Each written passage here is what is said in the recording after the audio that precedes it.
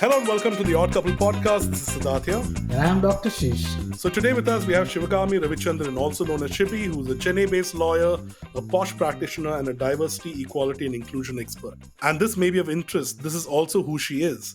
A self-professed people person, she has two lovely little girls, an 8-year-old Harry Potter fan and a ballet dancer, and an adopted little indie dog called Abby. It's her love for working with people as opposed to pushing papers that helped her pursue her line of work. A keen advocate of equality at the workplace, she's passionate about adding value to and transforming workplaces in India. The issue of sexual harassment is insidious and pervasive and is very much present in the new normal and the current situation of work from home necessitated by the COVID 19 pandemic. In her spare time, Shibi complains that she is currently spending too much time with her dirty dishes when all that she wants to do is sit back and relax with a pint and The Handmaid's Tale on Prime.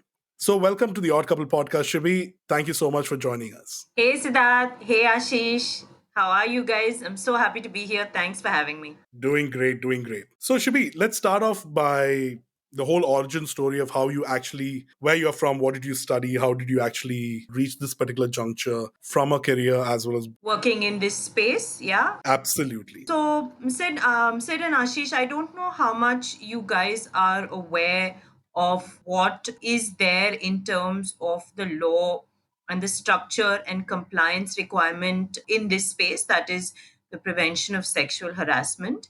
But the feminist movement in India, and let me just clarify before we go any further, feminism is not a dirty word. It's an F word, but it is not a dirty word. It's certainly not a bad word, and I'll pick that up later during our chat as well. The feminist movement has been working to ensure safe spaces for women everywhere. Okay, since independence, I would say. Okay, now, where I come in is that, so you have your various laws. You have laws criminalizing rape, criminalizing, domestic abuse.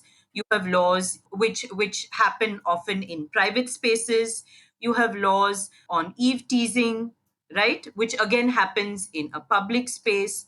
Now, where does posh law or prevention of sexual harassment come in? It stems from the fact, very simply, that women in the workplace itself, very often the presence of women in the workplace itself leads people to believe that this itself is a red flag, and that women who come to work, leave their private homes and come to work, should be or are open to harassment. Right? Does that make sense to you guys? No, not at all, because I don't think that way should be. I mean, it doesn't make sense to me at all that if a woman chooses to work, I mean, how does that allow you or give you any right to think that she can be harassed at It work? does not. And this is exactly the point. Thanks so much for bringing that up. Okay. So, listeners, I've known Siddharth and Ashish for almost 25 years now. We've all known each other since school. We all come from similar socioeconomic scenarios or backgrounds. Our parents work, our grandparents work, we're all educated. So, our perception of how to behave and how to treat people and treat people in general, okay, is informed by where we come from. However, what we've been seeing in the last 10, 20 years, okay, is that there are a whole host of people who come from, and again, I wouldn't label anyone in particular. You cannot tar everyone with the same brush. You cannot say that somebody from Lucknow is from a small town, or somebody from Raipur or somebody from Salem would be expected to behave in a certain way. Certainly not. Okay. The point is that we do have people coming from various backgrounds, right? We do have a lot of what we call first generation learners coming to the workplace. And what may be acceptable behavior to you and I, right, Ashish, is not acceptable to them. They genuinely do not know where to draw the line. They do not understand the concept of what a personal boundary is, right? And to them, the very positing of women in a public space, okay, to them is a red flag.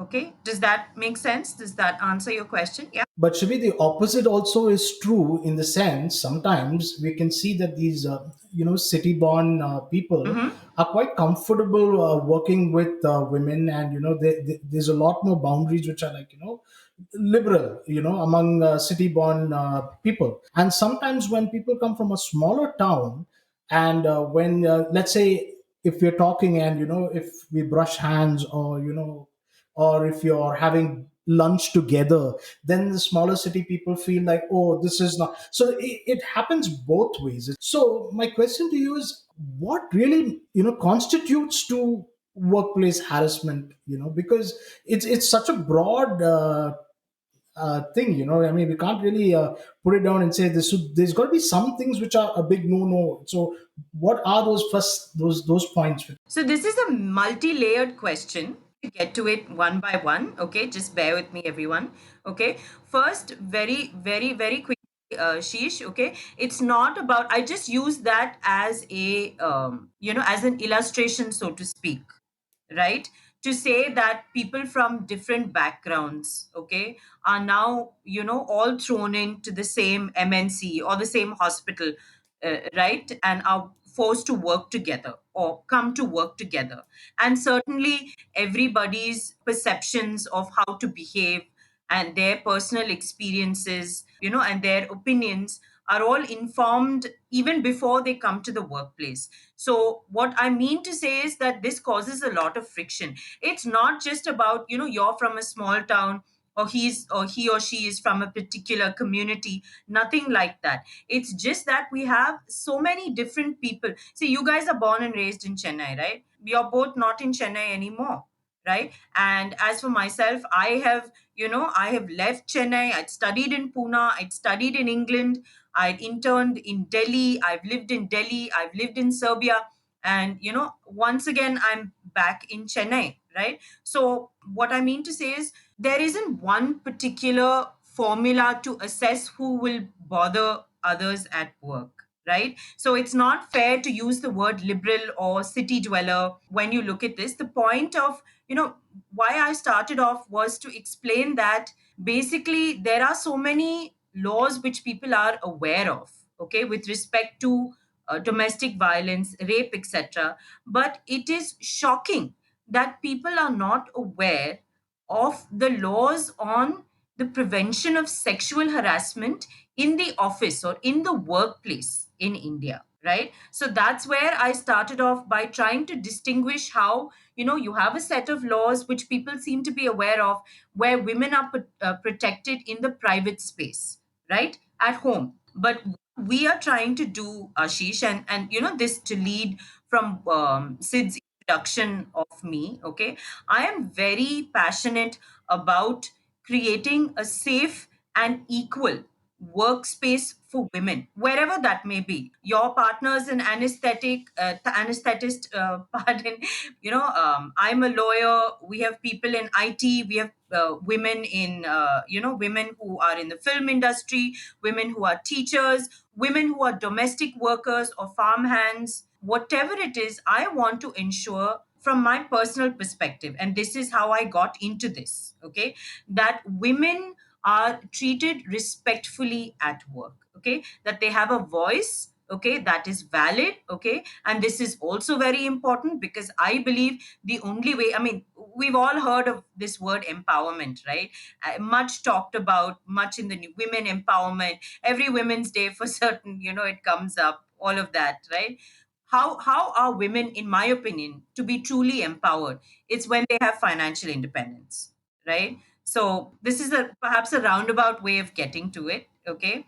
But this is in answer to Sid's question initially about why I got into this specific space, okay? One, primarily lack of awareness.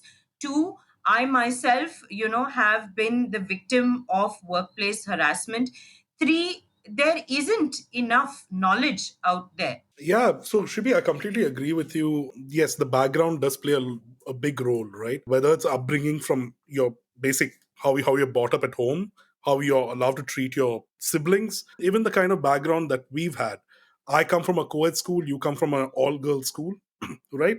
There's a lot of all boys school. I think When I joined college, I realized a lot of my friends come from all boys school, and this is the first time they're even seeing and interacting with women. They don't know how to interact. It's not a comfort factor.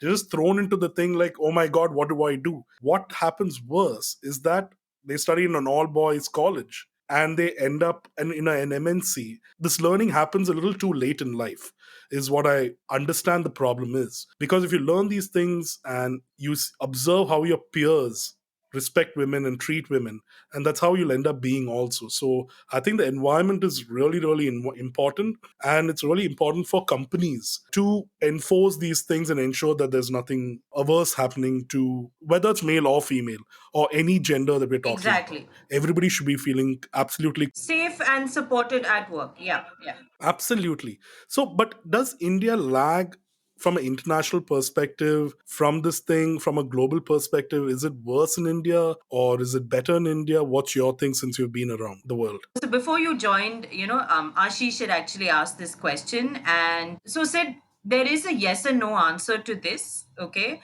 I would say that the women's movement in India has worked very very hard over the last say 30 years to ensure that we have these laws in place, these rules in place. Okay, however, I think as we can observe with respect to any rules in India, implementation is always a problem, whether it's wearing the mask during coronavirus or or staying home.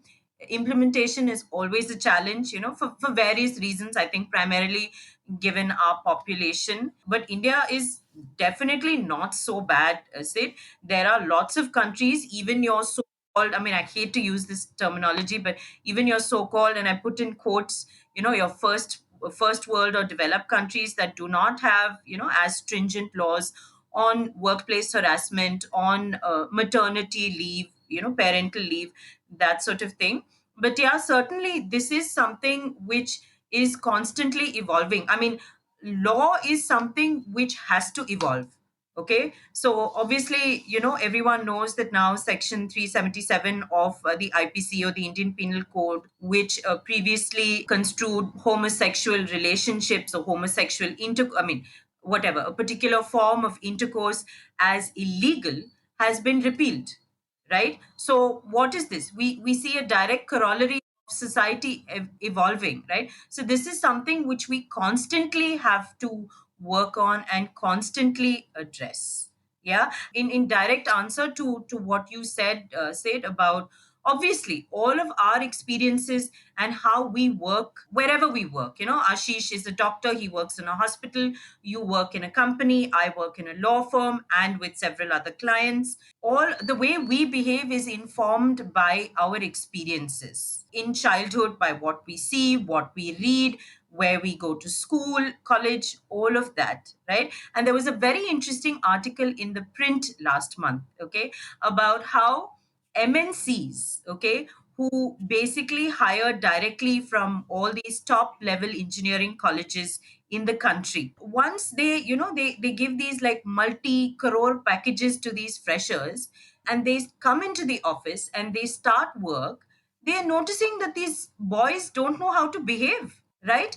They lack communication skills, they lack social skills. I mean, and why is this? So Ashish, and this is something which we were discussing before, it's not about where you're from. Okay, it's about the fact that in this particular case, these boys have been in some IIT, JEE, whatever your tuition classes from the age of 13, right? And let's face it, I think even now, medicine is different, banking is different. There are sectors where we have equal, if not very healthy participation of other genders or other sexes apart from just men. But engineering is something, where we see it's mostly guys. So these guys have just been in a room studying with their calculators or whatever for the last 15 years, and then suddenly, as Sid said, they come to office, they do not know how to behave. But Shivi, there are colleges in Tamil Nadu which split their boys and girls from mingling and talking to each other.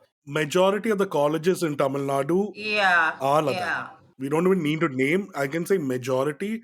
It's a very good point, Ashish, because why are these guys making the rules? One is their thinking itself is totally twisted. Okay.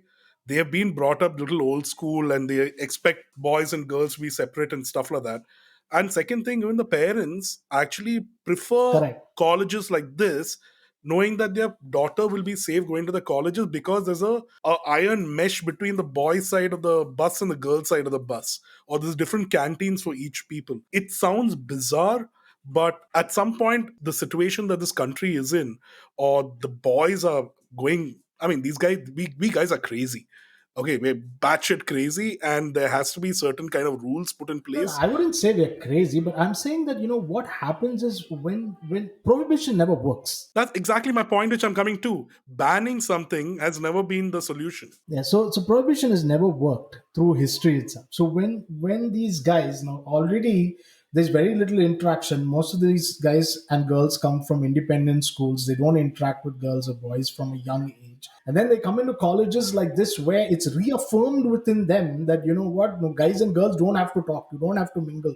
And then when they come out into an MNC type of culture, which India boomed in the 2000s onwards, there was a huge lack of understanding of how to interact with women. And I think we were in that era, and we've seen a lot more of it. And I think that's why we feel more strongly about it than, and because we've seen a lot more. I mean, I agree with you, Ashish. I mean, I don't think prohibition is the solution for anything. We saw this in the roaring 20s in America when they banned booze, and I see it now, right? Okay, so these kids are in college. Maybe the parents psychologically or whatever, they feel safe, or maybe the college authorities believe that these kids are easier to control, right? Or that they get up to less mischief, so to speak, if you have all these measures in place. But it isn't healthy or normal, I mean, certainly. Okay, corollary of the work I do is to promote diversity, equality, and inclusion in the workplace. This is not something which I would support in any way, and I agree with both of you guys. Yeah, yeah, absolutely. Even Adam and Eve, the forbidden fruit, it didn't work. The moment you banned Yeah. the app eating the apple, it never worked. But since we're in the pandemic times, we're in the middle of a second wave. Thankfully, the numbers are going down.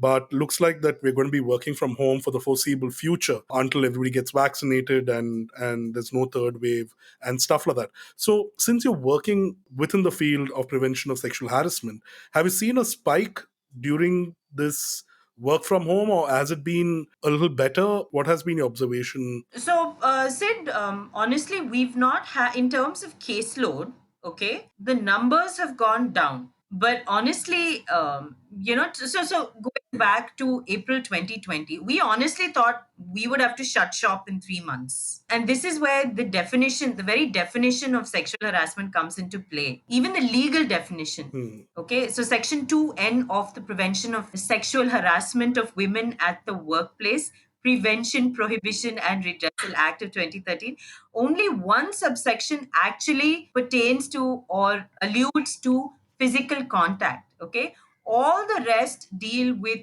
verbal, non-verbal creation of a hostile work environment, disseminating pornography, and all of these have been going on in this last 1.5 years, since the inception of this remote work. So, in answer to your question, case numbers have come down, okay? But what we see is that sexual harassment is insidious, okay? And it continues. It's just, it's now we see it in various other forms, virtual harassment, so to speak, or gender based or sex based harassment, right? Which is something we'll go into. Absolutely, Shibi. I completely agree with you. We would like to hear more. We'll just take a quick break and come back. You're listening to the Odd Couple Podcast. Odd Couple Podcast. A Pandemia Inc. production. Are you ready? A friendly fireside chat with friends where no topic is beyond a healthy discussion, punctuated with a laugh or two. Check it out! Tune in every fortnight on your favorite podcast network. Welcome back, and with us we have Shibi, lawyer. And Shibi, you were talking about how this workplace harassment has taken different forms now. And with the pandemic, it is now shifted to literally a virtual environment. Can you explain and elaborate a little bit more, what people are facing today? Okay, great. We've only been, chatting for 20 minutes, but I think we've covered a lot. There's so much to talk about this. Sid took us back to biblical times also, but to dial it back to 2021. So I want to take this opportunity to understand from you guys, okay? Because the very definition or the meaning of sexual harassment, okay, isn't really understood by many people. In spite of the fact that it's been in the news a lot, there's a lot of material to read, even online. I want to understand from both of you, okay, because I want to get into this right now. What do you think constitutes sexual harassment at the workplace? Ashish. For me, I was very surprised that there was only one subsection which was to physical, because I always thought it was more physical than anything else. Yeah, for me, it's always been being sensitive and being tuned into how comfortable or uncomfortable you're making the other person. And as you said, it need not be always physical. Yeah. Kind of words that I might use, the kind of terminologies, or even kind of jokes I might crack. It's simple things, and nobody's perfect. And I will be the first person to accept that I've crossed certain line. But I've realized it, and I'm like, oh my god, this makes this person uncomfortable. Apologize, roll it back, never repeat it again. The problem is that the moment you start making the same mistakes again and again, Mm-hmm. then there's no excuse, that's just sheer stupidity. That's my take on it. All right, cool. So thanks for that. And so Ashish, this is what we see with most people, okay? Most people, when they even think of the word sexual harassment, they can only think of unwelcome behaviors which include physical contact and advances, right? So what you called in the 80s as a bad boss, my mom and my aunts, all of whom have worked for the last 40 years in the public space would say. But it's not just that. And I'm going to call out the definition, okay? And this will help, okay? So this is the definition from the Governing Act, okay? The legislature passed an act in 2013, soon after Nirbhaya. It was in the pipeline for a long time. And before this act was passed in 2013, the Sexual Harassment of Women at Workplace Prevention, Prohibition, and Redressal Act 2013. There was a very, very famous case from the Supreme Court called Vishaka in the 90s, which it's called judicial activism, where the Supreme Court took it upon itself to define and to set certain guidelines to ensure that women felt protected at all workplaces, right? So before this, we had that. Now, sexual harassment, according to this act, includes any one or more of the following unwelcome, something which we've discussed before, acts or behavior, whether directly or by implication, namely, one, okay, physical contact and advances, or two, okay, and think about this, you guys, a demand or request for sexual favors, okay, so no touch there, right?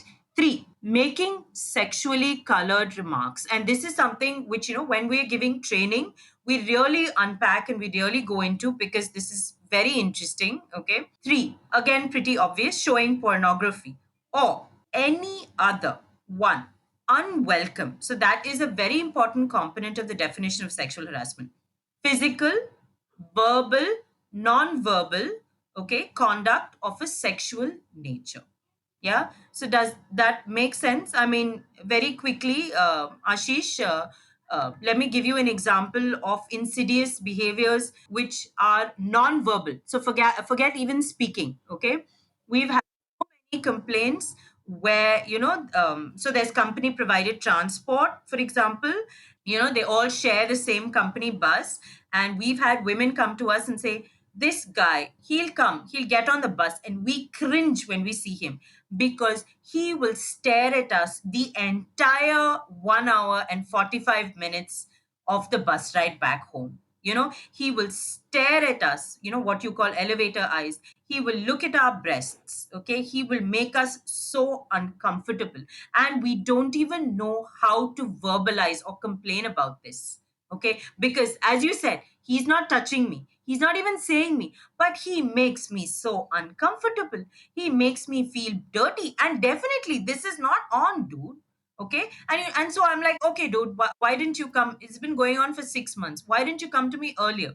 I tell them. And they're like, listen, man, we are the first working women in our homes, right? If I go back and tell my father, mother, husband, brother, whatever, they'll be like, oh, ho, ho, this is why we didn't allow you outside of the house. Stay at home, and they're like, no, we don't want to lose our jobs. We've Correct. studied so hard. I want my paycheck every month. I want to get out of the house. I want to do what I'm doing. That's again a very good example. I'll tell you why, because it also gives me the mentality of the victim.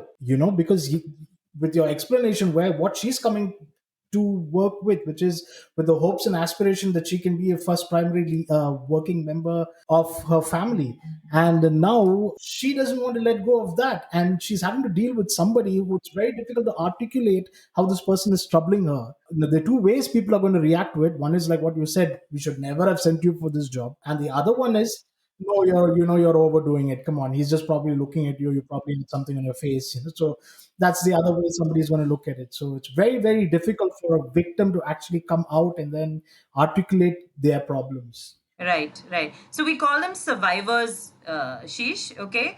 Whether it is somebody who a survivor of domestic violence or sexual harassment or whatever, has been done to them, we call them survivors because and why are words and terminology so important? Because we seek to empower them, right? We seek to teach that their opinions and their experiences are valid and they can and they should fight back, okay? And again, why is this so important? Because take this example that I've given you. This guy is making 10 girls uncomfortable. Yeah, it's not just the one. But even if one girl escalates this, okay, complains, then we can deal with it, nip it in the bud. Yeah, absolutely. I think this whole Me Too movement, which happened a couple of years back and continues to, has really put the brakes and instilled that fear of consequence to, I think, few men, not all of them, right? So they're like, oh my God, will I get into trouble? Will I get fired? Will I be pulled up by HR? For the longest time, I think the HR or the management used to kind of brush it under the carpet Absolutely. and nobody would ask them questions. But right now, there is a certain amount of accountability which has come in, which I think is great. But again, coming back to the whole thing where you spoke about people not voicing it out, and even if they do, you have questions like, oh, what took you such a long time? Oh, this happened 10 years back. Why are you coming out now? But what's your take on company policy, which kind of empowers these predators to do what they like, and or the lack of it, which leads to all these things? Because certain companies have a really stringent policy, a no nonsense policy, but some of them don't even have it. Like proprietary driven companies, they don't even have anything like this. But Sid, if I could just finish up what you were asking, in the sense that when you were saying about these companies, right? Yeah, there are companies which have great laws, and then like what you said, there are companies which don't have laws at all. But even the companies which do have laws, there's a certain level of ignorance which they show towards members when they're higher up the food chain, like like it's the boss and the boss's boss, and and then people are like, okay, now how do I take this up? How do I So how is all that handled in a company is also another part of my question. Got it, got it. So very quickly, you guys. So we have this law, right? This law is very clear, okay? And this law on sexual harassment of women, okay, at the workplace, does not only pertain to companies, okay? It pertains to, and this is important. I'll tell you why. It pertains to everybody, okay? Ashish, it applies to your hospital. Okay, it applies to schools or educational institutions, something which we talked about a little while earlier. It applies to domestic workers, okay, or those in the unorganized sectors, right? Agriculture, cottage industry, whatever it is. And the thing is, obviously, it is organizations or companies or sole proprietorship, whatever, who have the wherewithal or the access or the knowledge, okay, to actually draft and put into place a stringent, zero tolerance policy on this subject, okay? And so obviously I can speak only from my experience as a lawyer for the last 12, 14 years, and specifically in this space for the last 6 years. Okay, but there are a lot of companies that have fantastic lawyers. Okay, so the policy is beautiful. Okay, very articulate, very well drafted. Okay, tick tick tick, but implementation is sorely lacking, which is what you brought up, right? And company culture, Yes. okay, again, in answer to what you guys were saying, it more often than not has to come top down. Okay, it has to come from the top. And this is again interesting. Okay, we have worked with women HR leaders, okay, who are like, I don't have money for training. And we're like, dude, you need training. Okay, you need to sensitize your employees. Okay, and at the same time, we have had, a male CEO who is like, no, no, no, I know you guys are expensive. I know this is an added cost, but I am very keen that you conduct like a 2-day training session for my senior management. Okay, I need them to be aware. Okay, I need to ensure that workplace culture is good and respectful and supportive of all. Now, very quickly, okay, before we move on, okay, I want to ask you guys, why is it important? Okay, not just for the reasons we are talking about, okay, to foster equality and diversity in the workplace and to give women opportunities. Okay, getting down to brass tacks, these sort of rules and the implementation of these sort of company policies are important because of money. Now, in India, sadly, every year the ILO comes up with a report of the percentage of the workplace, as in the gender composition or component of the. So basically, how many women percentage of the workforce in India are women? Okay, and it's abysmal. Okay, I think last year it was 28 or 25, and this year it's gone down to 20. Okay, the pandemic has taken away women like that. And now, who are these women? They are trained women, they are educated women.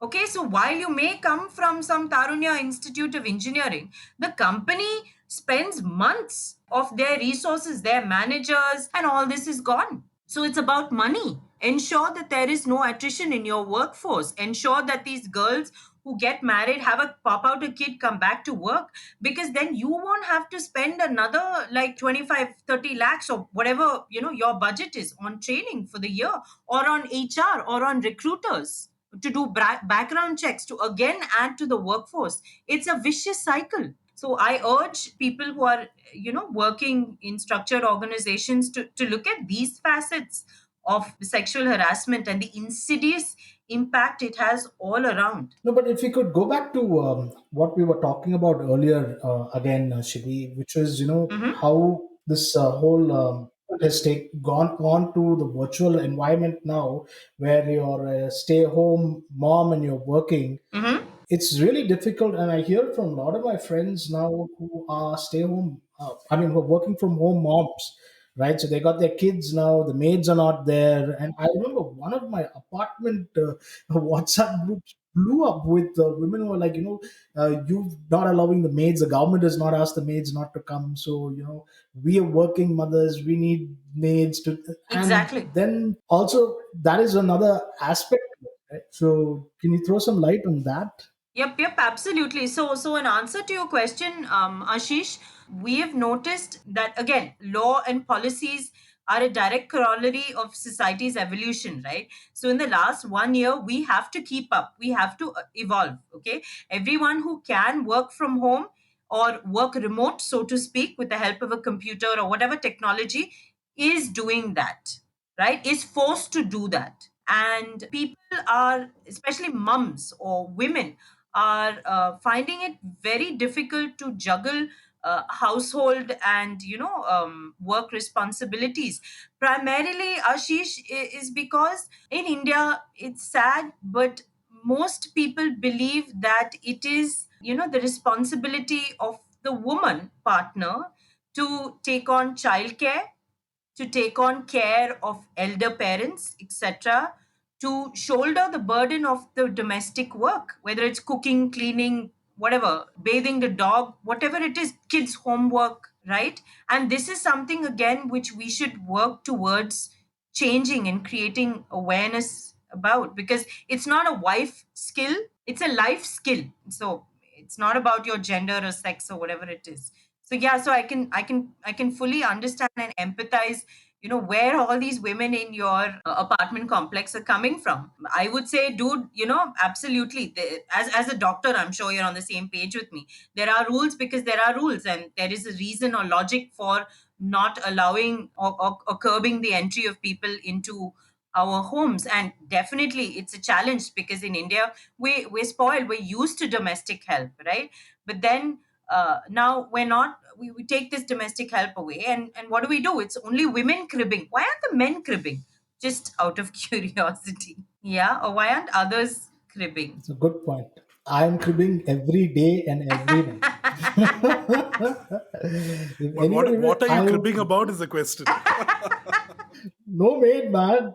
It's crazy. Doing Yeah. the, I mean, I've come to a realization that I don't know why the hell we cook our food. We should be eating it raw. It saves so much time, and you Aha. don't have to do the dishes There's your next afterwards. podcast, Sid. No, you cook, you wash, you cook, you wash. It's And the crazy. funniest part is he's passionate about cooking. Not anymore. Not anymore. Not anymore. Yeah, because we have dirty dishes. I know, Yeah. jeez. Anyway. But I think you brought up a great question. Why aren't men complaining? There is also a factor of, I mean, yes, the majority of the complaints are towards sexual harassment against women, right? But there is an angle of men also being put in a tough place, either by a woman or probably a gay boss. I'm not sure. I mean, I've heard a lot of stories where a lot of my friends who were in the merchant navy, they would dread if there was this particular captain who liked boys and wouldn't know boundaries either, Mm, and it was horrible. They would dread, and you're stuck on that ship for 3 months, 6 months, or longer. So is there a law for men sexual harassment and that particular angle which can be used? definitely. That's a great question, Sid, and so we'll get into it. So the law in India, okay, and this is something which we have to answer all the time, okay? Everyone's like, the very name of the law, okay, is the prevention of sexual harassment of women, right? What about us? First of all, we have to move towards addressing other genders, right? If you want to call them transsexual, if you call them Absolutely. non-binary, we have to address the harassment of others as well, and not just women. Okay, why is the law like this? Because let's face it, Sid and Ashish, women are historically disadvantaged all these years, especially in our country. Okay, this is not a matriarchal society. We do not live in a matriarchal world. So this is one of the reasons why the law specifically addresses, or protects, affords protection only to women. But what about the perpetrator? Can the perpetrator only be a man? Can the perpetrator be of any gender? What do you guys think? I think it can be of any gender. Exactly. Yeah. It is tough to have sometimes, a lady boss also, can be difficult. And sometimes, yeah, sometimes they don't know where to, to draw the line also. So in those kind of situations, there's nothing to protect the guy. And I think the worst of all, the women bosses who I empower the men to behave like this and her favorites and stuff like that. It just becomes ridiculous. Okay. So I'm let's just dial it back. Okay, I'm not going to categorize or target like one section of society or women or bosses or whatever, because to be honest, in my line of work, nothing surprises me anymore. We've seen a fair bit, but it's interesting that the law in India is silent on the sex or the gender or the identity of the perpetrator. Okay, and this again ties back to the very wide definition of sexual harassment. So most people won't understand this. But if you have a boss, okay, and this is where that particular section of sexually colored remarks come in. So we have a boss wherever we're working, and that person regularly uses foul language, abusive words, unparliamentary language, whatever you want to call it, okay? The F word, the C word, the M word, whatever you want to call it. This is sexualized language. If you look at any gali, any language, it refers to some body part. It refers to perpetrating an act of violence against women. It denigrates the reputation of a woman in some way, right? So if we have a boss, whatever sex or gender, who keeps doing this, can I complain? The answer is yes. Okay. Now, you can take it up to your organization's internal complaints committee, whatever it's called, POSH committee, Vishaka committee. You can take it up, and feedback or appropriate recommendations will be made. Now, let's move on to, what Sid specifically said. What can boys do? So, what we advise our companies is that currently, under the law, only women can complain to the POSH committee. But what we advise all our clients is that you must have a separate committee. Call it whatever name, okay? Call it the disciplinary committee, call it the kindness committee, grievance committee, safety committee. You must have a separate committee to address concerns or complaints from everyone else, right? In the same form and manner in which this law lays out. And most MNCs, especially, have a gender neutral policy, okay? Because this is the law in whatever parent country they are from, right? So, this is something, again, which I think we should work towards. But anybody can be a survivor, okay, or a victim, and anybody can be the perpetrator. I have one more question, which is, yes, one, there is a law, then there's company policies, and as you rightly said, there has to be these POSH committees or grievance committees or whatever you want to call it for the other genders and for everyone else. What I also see a big problem is that these committees are usually, not usually, there have been instances where it's been chaired by somebody who is absolutely going the opposite direction of all these policies. You have a sexual predator who's actually chairing that committee. So where else can you go? And this happened at I think recently in a school in Chennai, where this particular person who they wanted to complain was sitting on the sexual harassment committee. Now, I mean, how do companies or schools or colleges or anybody else ensure the right person is in the right place taking care of enforcing these policies and law? I think that's where somebody like Shibri comes in. No? Absolutely. Yep.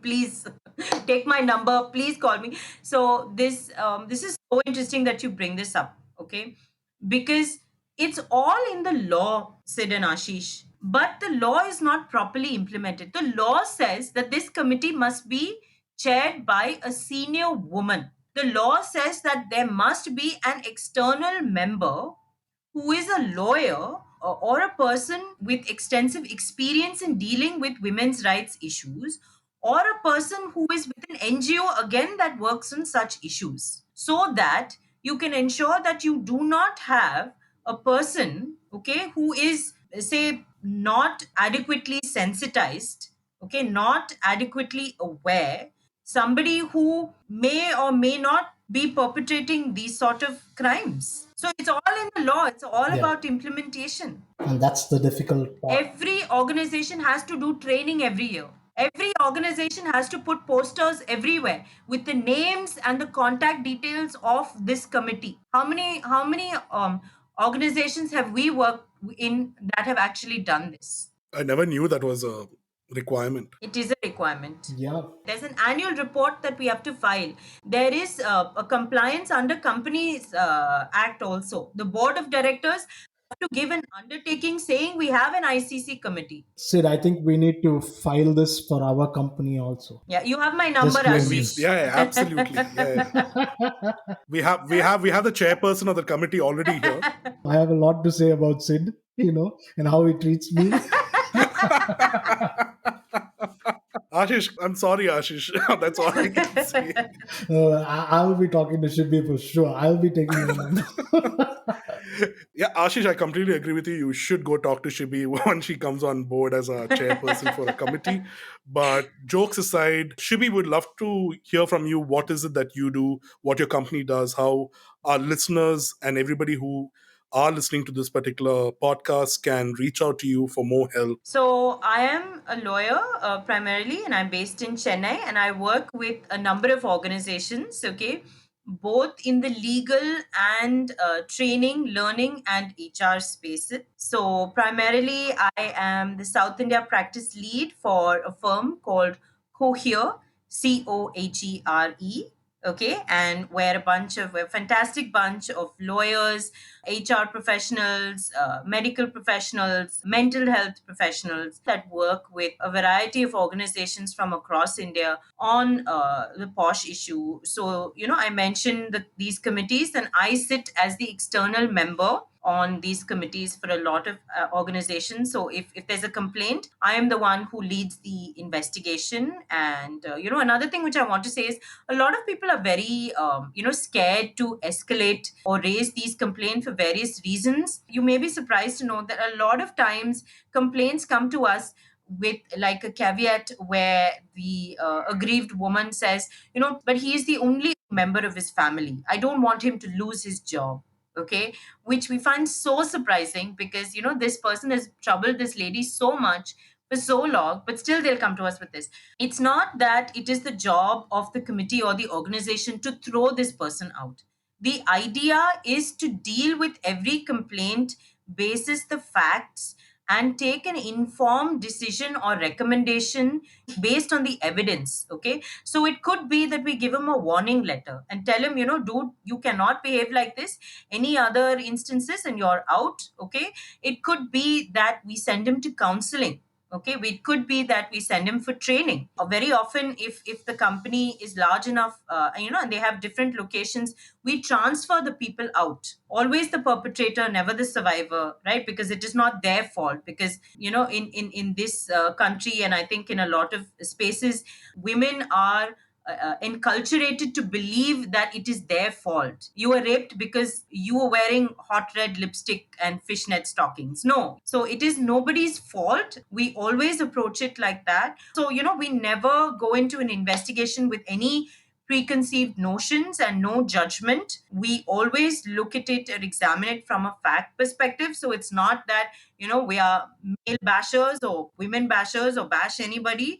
It is our hope and our objective to ensure that everyone is aware and that everyone can get along and create a supportive and rewarding work atmosphere, right? So this is something that I do. I also work with a fantastic company based in Chennai called Upturn Learning, where we work with a lot of educational institutions. We work with them on training and drafting of their policies and implementation. And I also work with a lot of other HR initiatives across Chennai to impart gender awareness, sensitization, and training, what we call anti-bias training, diversity and inclusion, to ensure that everybody's organization has not just women but people from diverse backgrounds, people who have not had these opportunities before. So this is in a nutshell something which I do. And if I may just take another quick minute to add that a lot of times after moving to this remote working scenario, people are not able to recognize that they are being harassed, or that that they are even perpetrating these sort of harassment, and people are making a lot of very gendered biased remarks. These two can be brought up to the internal complaints committee. I think Shibi, you made such a beautiful point, and I just love the fact where you said sometimes where we can just nip it at the bud is the best solution sometimes. And in the victim, always keeps thinking just the way you said that, oh, he loses job, he's got a family, he's got this, all that. Mm-hmm. But once done early on, you don't have to deal with all that. So that was a great. I think takeaway message for all those who are listening, really helps them, and they think they should come forward and speak up. Absolutely. Thank you so much, Shibi, for joining us. It was absolutely insightful and, more importantly, thought provoking on both personally as well as for all of our listeners, I'm sure. Thank you for joining the Odd Couple podcast. For more, if you want to reach out to Shibi and our organization, the contact details we mentioned in the show notes. So please do go check it out and reach out to her for any kind of support that you need from the Posh angle. Also, we have a good giveaway this time for all our listeners who would share our podcast. If you like this particular podcast, and do tag us on this particular post, and you have a chance to win a gift card from srinari.com, courtesy our earlier speaker that we had a couple of episodes back, Archita Chandra. Thank you so much, Archita, for sponsoring this particular giveaway. So the first 15 to 20 people who share this particular podcast on the social media platform, don't forget to tag us. So thank you so much, Shibi. Thank you, Dr. Sheesh, as usual. This is the Odd Couple podcast. Tune in every fortnight. Thanks. Take care, you guys. Thanks, Shabi. It's great talking to you.